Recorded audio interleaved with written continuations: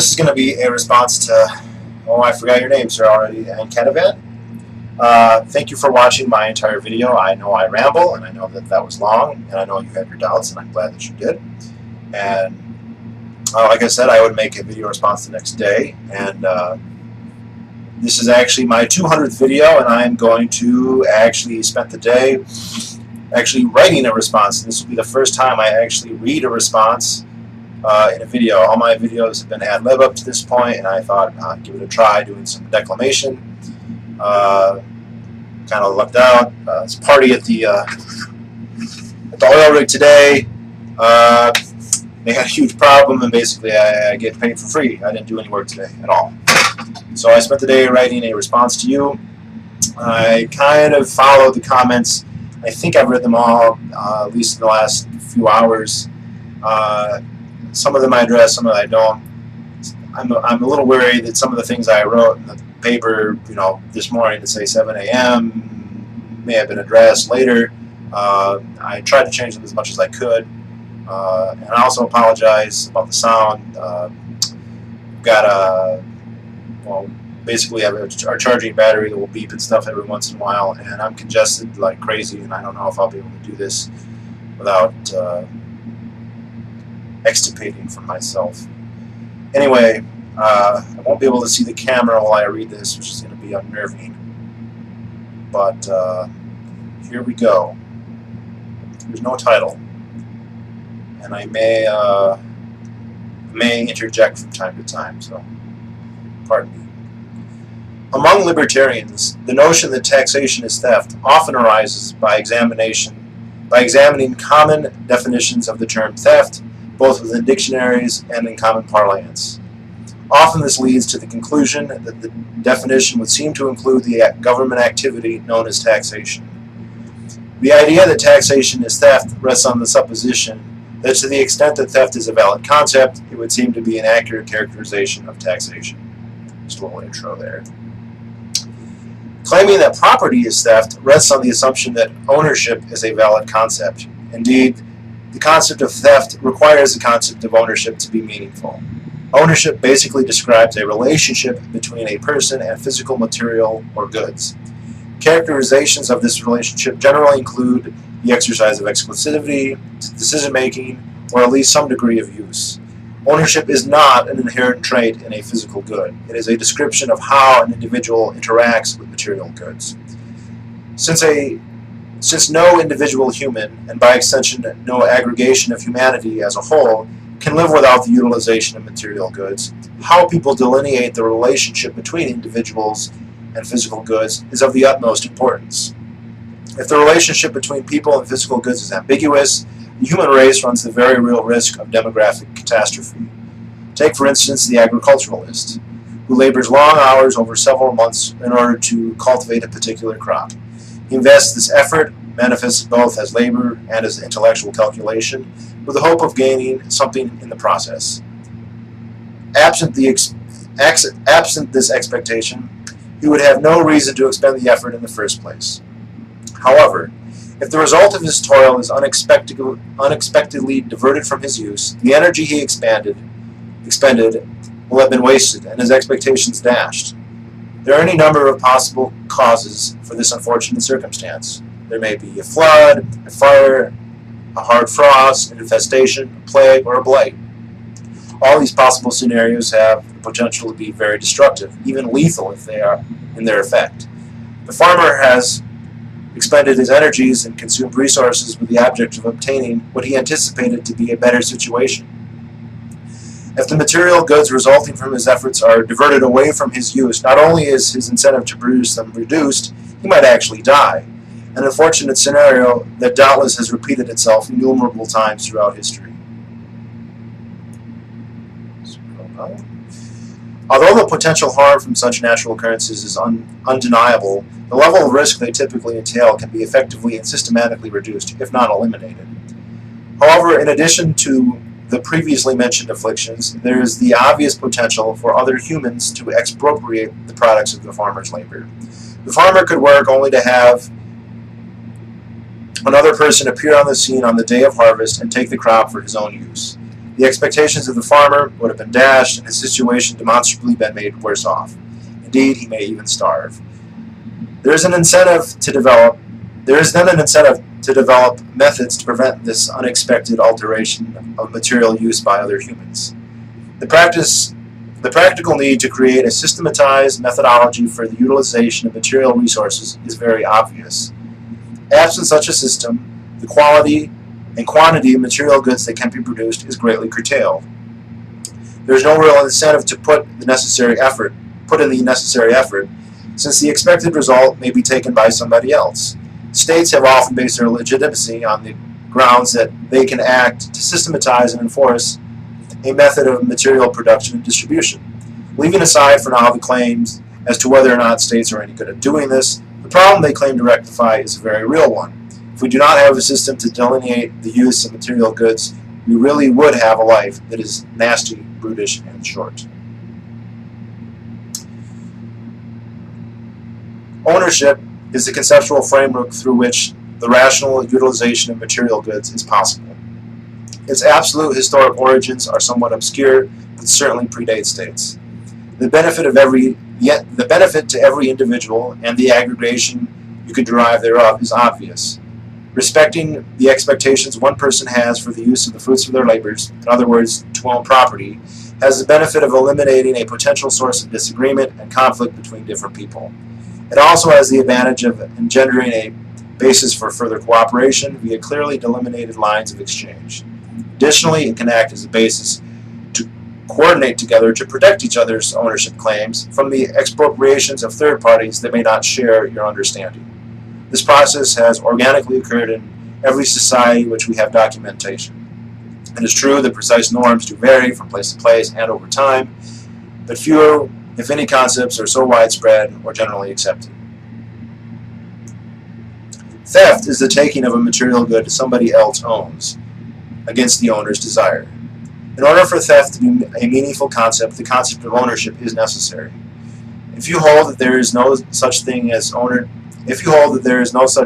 ownership of property, then there is no basis whatsoever for characterizing a transaction as theft. If your actual position is that there is no such thing as property, i.e., that the relationship people have with physical goods has no useful purpose, then you have no grounds to castigate a libertarian for asserting property rights. Lacking a concept of ownership,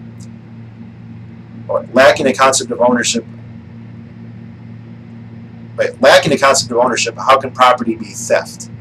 Ownership means that somebody else had to own it prior to the exchange. It's nonsensical to say, he stole it from nobody, or he stole it from somebody who did not own it. This is akin to claiming that he murdered a dead man. If a person was already dead, he could not have been subsequently killed. If a material good is not property, if it is not owned, then somebody taking it for their use cannot be said to have stolen it. As we have seen, the characterization of property as theft requires first a concept of ownership. Beyond that, one must establish the legitimacy or lack thereof on the claims of ownership on a good before condemning its acquisition and use as a crime. To do this, we need to examine the concept of original appropriation and collective ownership. Looking at the two issues can discredit the concept of collective ownership and by default suggest the absolute utility for the conceptual basis for private property, if not in an abstract moral sense, at the very least as a desirable condition for human flourishing. To begin, it should be stressed that all property, be it consumer goods, capital goods, or improved land, has its genesis in the natural resources unaltered by man. It is true that the sequence of production for some goods may be so long as to be obscured by history, but at base, they all must begin as material unaltered by man, natural material unaltered by man. It is also true that over the years, disputes arise over the ownership of property. It should be pointed out that this or that present good at one point in its sequence of production may have been stolen, lost, or in some other way transferred dubiously. As such, its ownership status might be disputed. This is, however, a technical consideration that must be addressed on a case-by-case basis between the various parties that lay claim to the property. It is not a necessary condition of all property. Let us now look to the example of original acquisition of a natural material good, a process that While less common today than in the past, it still does occur, and is the starting point of all material goods that exist currently. I acquire a resource from nature with the intent to convert it to my use, say a plot of land for cultivation. The only way this action could be characterized as theft is if theft would be to say that somebody else had owned the land previously, and hence I had stolen it from them. If, however, there is no apparent previous owner, and none comes forth to dispute my use of the land as a farm, there is no basis for saying that I have stolen it. There is, however, an alternative supposed basis for claiming that I have stolen this land. This is the claim that, though I may not have taken it from a particular person, something that can be fairly well established, my designation of the land as my property is an act of theft from society, the human race, or some other collective entity. Before examining this idea in detail, it should be pointed out that if nobody, whether an individual person or some other collective entity, disputes my claim to the land, then there is zero reason to characterize it as theft. I might have qualms about the absolute soundness of my claim, but at the very least, if nobody else bothers to dispute my assertion of property, there is no compelling reason to not let the claim stand, let alone view it as a crime. Theft. It would be a happy circumstance indeed if nobody were to dispute my claims to ownership. In this case, there would be no point even arguing its validity. There is, in effect, unanimity. I claim I own something, and if nobody objects, metaphysics, ethics, and morality are all rather moot points. Historically, this circumstance does occur, but not in most cases today. In the next scenario, a person approaches my farm, or the farm I created, if the use of a possessive pronoun strikes anybody as premature at this point, and asserts that the farm, or some portion of it, is his, and that he wishes to utilize it for his ends to the exclusion of my own. This greatly troubles me. I may have already invested considerable time and effort into the farm, expending the finite resources at my disposal with the intended goal of reaping a harvest of greater value to me than the means utilized. As such, the sudden prospect that these plans might be thwarted has the potential to cause serious, if not dire, circumstances. At this point, my well-being, if not my very survival, warrants an attempt to prevent this from happening. Physical combat is a possibility, but that entails its own risks, death probably topping the list. As such, a settlement with this individual is probably worth exploring. I inquire why it is he wishes to utilize the farm to my exclusion. He may claim that actually the property is his. Perhaps he had worked the land before, but he had been forced into absenteeism by some extenuating circumstance. He had made plans and taken the effort to acquire resources with the intent of combining them for his own benefit on the land, just as I had. Since this is exactly what I was endeavoring to do, we could well empathize with one another, though given the stakes involved, this might not actually happen. Since his claim to use the land are rather similar to my own, it would be hypocritical and contradictory for me to summarily dismiss them. At this point, we have a dispute that needs to be resolved. It's true that the resolution might come at the tip of a knife, or the barrel of a gun, but given the risks involved, this course of action is far from certain. Needless to say, a process of arbitration and negotiation is likely to take place. Predicting and delineating exactly how is not important. Both parties involved are starting from the basis of private property, and how they resolve their dispute is more technical than theoretical.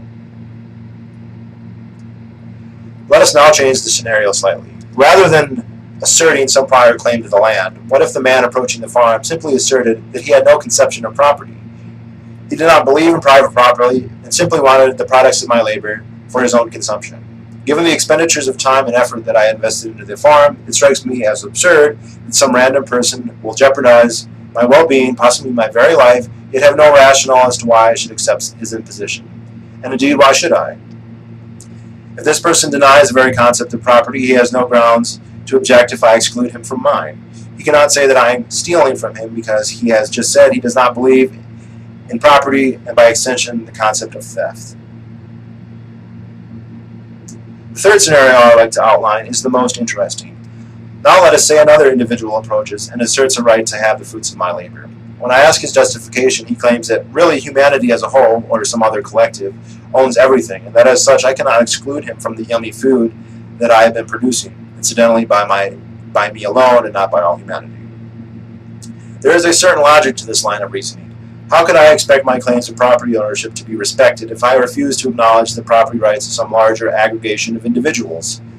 If I was willing to treat with a single man who claimed a property right over the land in question, would not a claim of a far larger being warrant even greater consideration, if not total deference? First, not to give too much of the argument away right at the start, it should be noted that in this example, it is only an individual human who approaches to make the claim based upon society at large. Some actual disembodied, or embodied for that matter, mass organism called society will never approach a farmstead demanding potatoes. If it did, I would be very impressed. At best, we can expect a person or persons claiming to act on behalf of or in the name of some greater monolith. However, I hope to show that these claims of a greater society are dubious in the extreme. They inspire little to no confidence and carry significant risks. Let us assume for the moment that this mass entity, however one defines it, exists. Let us also, for the sake of argument, that it has a will and has property rights over the earth. Even if such an entity were to exist, it is not clear what the basis for its ownership over the planet would be. If neither you nor I or any individual person has property rights, how some aggregation of humanity magically gets them is not immediately obvious. If this group does not have property rights, appealing to it cannot be ethically justified. If it does have property rights, what are they based on? I'll address these concerns later, but for now, let's just assume the following conditions. There actually is a meaningful extant entity composed of an aggregation of humanity, and that this entity has ownership over the entire world. Scroll down. Assuming all these conditions, let's return to our farmstead, which apparently belongs to the group god Humaggregation. I toil away, and a man approaches. He demands use of my farm. He makes no claim to own it, but instead says the farm belongs to the group, and that as such he is entitled to one degree of access or another. Even granting these very dubious conditions, I could still quite plausibly rebuff his request on the simple grounds that I have no assurance that the group's will is being manifested by his request. How do we know that the group wishes him to have the farm and not just his own greedy self? It would be most helpful in this case to depose the group and ask it to let its will be known. However, the group will never show itself. Only individuals claiming to speak on its behalf will be encountered. The objection can always be raised that whatever testimony is given comes not from the group but from individuals. What is the scientific basis for claiming that you or some other person speaks for the group while another does not? If we cannot determine this, we cannot go around making demands rooted in a group will that can never be plausibly voiced. I would now like to refer to one of your comments to YouTube user Dermilge in the video I had. Quote, taxation is the act of the group making a demand on the individual. Property is the act of the individual making a demand on the group. This is not correct. Taxation is an act of a group, not the group or the group. Your use of the definite article here is not justifiable. It is absolutely true that the government is not an individual. It is a group of people, just like the Boy Scouts, the Mafia, or the NFL are all groups.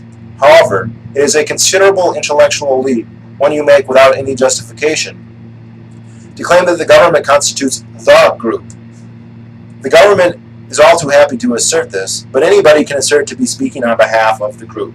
If the Catholic Church just started imprisoning people who did not tithe, or burning people thought to secretly be Jews, would you simply accept this example as the group making demands on the individual? The Catholic Church does, after all, have 1 billion adherents, far more than the U.S. government. It's also older, and since we're being so scientific, the Pope wears a magic hat that allows him to commune with the will of God, the group. At times, you have defined the group as all humanity. If this is so, then the group is constantly pursuing mutually destructive and contradictory goals, as demonstrated by the constant wars waged between governments. If the group includes all humanity, then the constant warring is very inexplicable. However, saying that taxation is a group activity implies that each and every government is the group, and any action it takes are group actions, as you characterize. How do we know that government dictates manifest the will of the group and not simply a group or even a singular government official? not a rhetorical question. This brings me to the question of divination. Assuming such an entity exists, and has property rights no less, knowing its will is a prerequisite to determining if an act constitutes theft against it. In my previous video, I devoted considerable time to questioning the normative imperatives that can be inferred from democracy. Although you said I did not understand your point, I dare say I was rather anticipating your justifications. Without going over it in too much detail, the idea that democracy can demonstrate the will of the people is seriously problematic.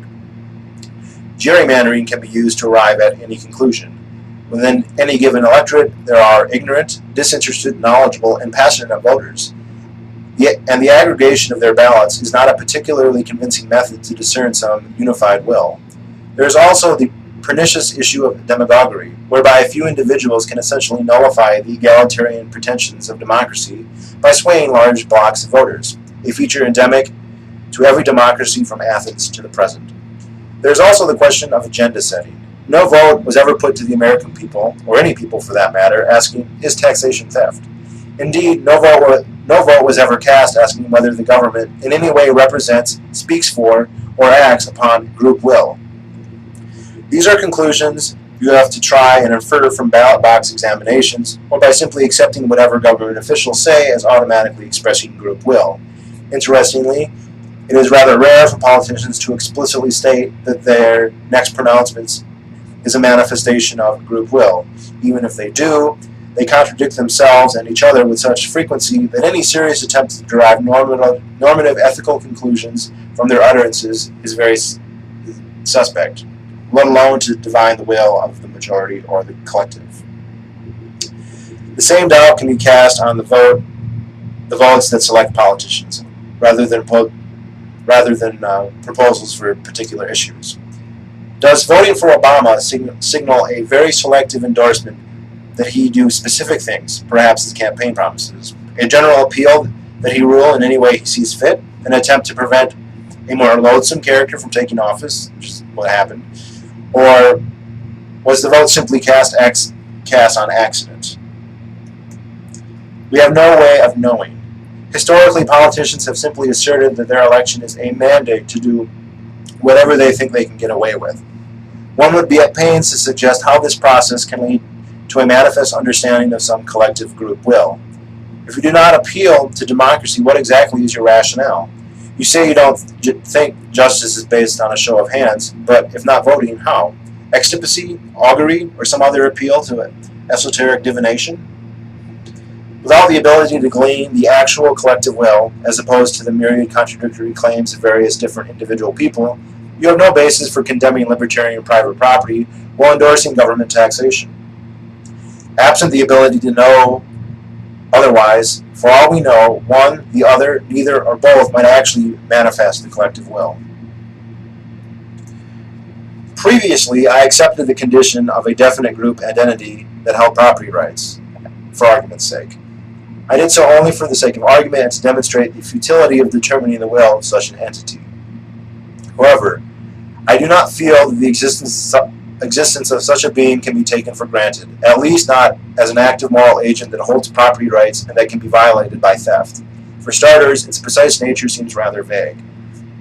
At one point in the comments on my last video, you responded to Son of Tanit, who's the guy who referred me to you in the first place, assuming he's a guy, by saying, well, why don't we make it everybody other than the individual in our example? Define everybody to suit your own needs. It can be everybody in the town or everybody on the planet.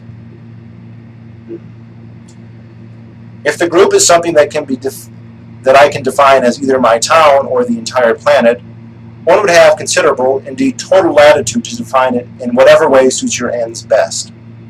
The supposed group in each case is radically different. I agree with the first part of your sentence. Define everybody to suit your own needs. The group entity you use as justification is not sufficiently definite to arrive at certain prescriptions. In practice, appeals to the group amount to exactly this: an appealer defining the group to suit their own needs. If groups justify action, I can define groups anyway, and I can define groups any way I like, and in practice this is what happens. Then I can justify any action. human sacrifice, slavery, genocide, and taxation can all be totally justifiable simply by tweaking the definition of the group to be served by the act. The delineation of lines here is so arbitrary that doubts about the validity of such an entity must become numerous. If a man clears a bit of woods and builds a farmstead, perhaps we can have a debate about the nature of his claim that that farm is his. But at least the physical borders of the farm are obvious, and the intent of the self-described owner knowable. Who is making the claim of property ownership is pretty straightforward, if not crystal clear. His will is relatively easy to divine. His actions are easy to observe, and if it comes to it, we can simply ask him what his intentions are, and what the basis for his claiming ownership rests on. The nature of a nation, state, people, society, or group is far less definite. Certainly, legitimate and thought-provoking questions can be raised about the absolute precise nature of the man and his ownership of property. However, asserting that his claim of property constitutes theft is rather dubious, especially when the entity he is allegedly robbing cannot be precisely defined. If he is originally appropriating the material, it is unclear who exactly he is robbing. The group he has supposedly robbed is of indefinite scope and character. It has no definite will. If we sample, say, American society, and drawing the lines there is totally arbitrary, we find many different people holding many different views regarding property. There are socialists and collectivists who view all property as theft and favor collective or state ownership. There are also anarchist libertarians who prefer to adhere to some form of Lockean notion of homesteading and labor mixing. Most people probably do not have a well thought out or definitive view on the topic. Probing them to find out would likely reveal a mixed assortment of private property and public property. They are likely to be at least some degree contradictory and not fervently held. How then does one conclude what this group so defined wants? That this group is valid conceptually, has a will, let alone an ownership claim, seems to be at the very least something to be skeptical about. How could a person defined as being from within the group steal from it? As far as I can tell, the group is not a meaningful entity. Even if it were, its views and claims on property issues are certainly not obvious. For all I know, it doesn't think it owns anything at all, let alone consider property owning amongst its constituent parts theft. I would like to also look a little at the effects of private ownership. The homesteader is a person. As such, he could be classified as belonging to any number of groups, the broadest one for our purposes being the human race. Could it not be argued that the apportionment of land along private property lines constitutes the will of the group? By supporting himself, man is freeing the group from the need to do so. Also, should he produce more than he needs, it is likely, indeed almost certain, that he will make his unconsumed surplus available to other people, thus helping the group. Your position seems to be that not only is there a massive group entity, but that units, people within this entity, must interact via certain norms, taxes I guess, or else they are thieves. What is the basis for your having rejected free market interactions? Indeed, going so far as to condemn them with pejorative labels like theft. I dare say this reflects a misapprehension of how free market capitalism and private property function. In order for an individual to survive, he must either produce all he needs independently or acquire his needs via voluntary exchange with others. Neither method engenders the antisocial denial of group access you propose. In the case of self-sufficiency, the person has liberated the group from the need to take care of him. This type of subsistence is so rare now that one could seriously doubt that it ever happens, at least for very long, since people who attempt to survive in that way tend to fail. The second case involves exchanging your unconsumed surplus voluntarily with others in order to obtain your needs. Since voluntary exchange requires both parties to agree beforehand, we can deduce that both parties benefit from this exchange. Otherwise, they would not have agreed to it. I don't see how an exchange where both parties gain can be viewed as antisocial and theft, but an exchange where only one party gains, as is the case at least some of the time with taxation, is somehow laudable social behavior. The other effect assenting to private property holding produces is to incentivize said property holders to make available as many goods as cheaply and in as high quality as possible to everybody else. The other effect assenting to private property holding produces is to incentivize said property holders to make available as many goods as cheaply and as high quality as possible. Members of the group are then offered a profusion of ever higher quality goods. They are not robbed at all. There is zero basis for concluding that a free market capitalist system is somehow antisocial and anti-group, but taxes, government, and socialism are somehow laudable and in line with the group. The only real difference I see, other than the vastly greater material prosperity in the former, is that in the latter system, the proponents expend a lot of energy justifying why they should rule over us and how the common good, group, or purpose excuses or mandates their onerous depredations. I can see no justification for demonstrably coercive government actions that rely on appeals to the group for their legitimacy. How the group is defined is far too nebulous to arrive at concrete decisions. Government also has the invalidating problem of failing to solve the actual problem it supposedly exists to address. Having all the labor, toil, and material expenditures removed or reduced from our use is still a major issue. In terms of private criminals affecting this calamity, the government offers poor protection. In theory, it should prevent this, but in practice, it practically never does. Instead, devoting its time and resources to finding further ways to demand yet more of your resources, or our resources. In terms of war, it may be true that states jealously guard their beloved tax cattle from other ranchers, but this is only so that they have that much more to fleece themselves. Empirical analysis of government preparations for war and war-making reveal a consistent pattern of using the military for the private gain of political class, and not a serious attempt to protect either the lives or property of the aggregate population. The taxes it consumes to achieve this are so many orders of magnitude higher than the depredation of private criminals as to defy comparison. The capricious nature of the government taxing policies, along with their immense scale, doom individuals within their orbit to the very uncertainty and privation government collective security was supposed to eliminate. Instead, the abuses have been aggrandized and legitimated by sham ideologies that appeal to emotions, especially fear, conservative bias, and tradition, bearing a stronger resemblance to religion than rational thinking or rigorous scrutiny. Collective language and appeals to group thinking is crass, self-serving rhetoric that produces nothing but an excuse to plunder for private gain at our expense.